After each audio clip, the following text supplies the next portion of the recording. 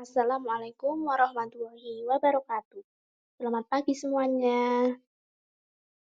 Semoga dalam keadaan sehat semuanya ya. Nah, hari ini kita akan belajar terkait instrumen hak asasi manusia. Nah, instrumen itu adalah suatu alat atau sarana sebagai dasar hukum perlindungan dan penegakan hukum. Nah, instrumen hak asasi manusia itu dibedakan menjadi dua. Yang pertama itu ada instrumen hak asasi manusia internasional dan instrumen hak asasi manusia nasional. Nah, instrumen hak asasi manusia internasional juga dibedakan menjadi dua. Ada yang mengikat dan ada yang tidak mengikat. Nah, di sini saya akan bahas instrumen hak asasi manusia nasional yang mengikat terlebih dahulu. Yang pertama itu ada DUHAM atau Deklarasi Universal Hak Asasi Manusia. Nah, DUHAM merupakan kerangka tujuan HAM yang dirancang dalam bentuk umum dan merupakan sumber utama pembentukan dua instrumen HAM, yaitu Kovenan Internasional tentang Hak Sipil dan Politik, serta Kovenan Internasional tentang Hak Ekonomi, Sosial, dan Budaya. Kemudian yang kedua itu ada Konvensi Penghapusan Segala Bentuk Diskriminasi Terhadap Perempuan. Konvensi ini mensyaratkan agar negara melakukan segala cara yang tepat dan tanpa ditunda-tunda untuk menjalankan suatu kebijakan yang menghapus diskriminasi terhadap perempuan serta memberikan kesempatan kepada perempuan untuk mendapatkan hak asasi manusia dan kebebasan dasar berdasarkan kesetaraan antara laki-laki dan perempuan. Dan yang nomor 3 itu ada Konvensi Hak Anak.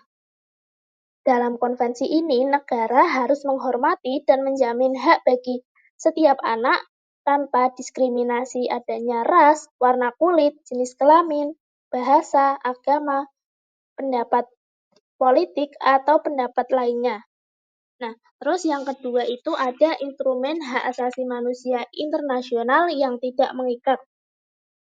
Yang pertama itu ada pedoman berperilaku bagi penegak hukum.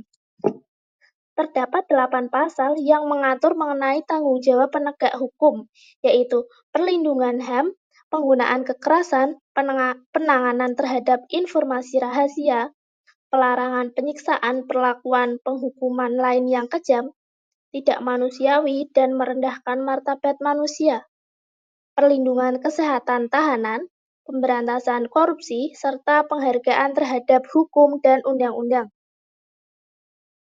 Yang nomor 2 itu ada prinsip-prinsip dasar mengenai penggunaan kekerasan dan senjata api. Nah, prinsip ini diadopsi oleh PBB pada tahun 1990, menekankan bahwa penggunaan kekerasan dan senjata api hanya dapat dilakukan jika diperlukan, serta sesuai dengan tugas pokok maupun fungsi yang diatur oleh peraturan perundang-undangan. Dan yang nomor 3, itu ada deklarasi mengenai penghilangan paksa. Deklarasi ini diadopsi oleh Majelis Umum PBB pada Desember 1992. Di dalamnya terdapat 21 pasal yang mengatur mengenai pencegahan tindakan penahanan tanpa tujuan yang jelas atau sebagai tindakan kejahatan terhadap kemanusiaan. Nah, terus yang kedua itu ada instrumen hak asasi manusia nasional. Yang pertama itu ada Pancasila. Terus, Pancasila digunakan sebagai dasar negara Indonesia. Yang kedua itu ada TAP MPR. TAP MPR tentang hak asasi manusia yang dikukuhkan pada sidang Majelis Permusyawaratan Rakyat yang diselenggarakan pada tanggal 13 November 1998. Nah, adapun salah satu kandungan dari TAP MPR ini adalah pada pasal 2 berbunyi menegaskan lembaga-lembaga tinggi negara dan seluruh aparatur pemerintah untuk menghormati, menegakkan, dan menyebarluaskan pemahaman mengenai hak asasi manusia kepada seluruh masyarakat. Terus, yang ketiga itu ada Undang-Undang Dasar Negara Republik Indonesia tahun 1945. Hak asasi manusia dalam bidang politik, ekonomi, sosial, dan budaya. Dalam hal ini sangat ditegaskan di dalam pasal-pasal dalam Undang-Undang 1945. Pasal-pasal tersebut terdapat pada pasal 27 ayat 1, 2, dan 3, pasal 28A, pasal 28B ayat 1, 2, 3, dan sebagainya. Terus yang keempat itu ada undang-undang.